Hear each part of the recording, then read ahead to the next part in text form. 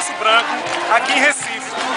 A ideia esse ano é juntar o bloco do Laço Branco, o bloco dos homens pelo fim da violência contra as mulheres, com o bloco da Prefeitura de Recife, Nem com a Flor, para juntos fazer um grande ato de mobilização nessa quinta-feira, prévia de carnaval, saindo aqui do Recife Antigo, mobilizando homens e mulheres nessa grande campanha pelo fim da violência contra a mulher.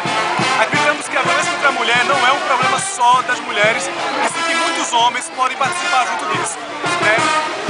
Nem só não cometendo nenhum ato de violência contra as mulheres, mas também não se calando quando um ato desse acontecesse. E aproveitamos o carnaval para mobilizar os homens nessa temática.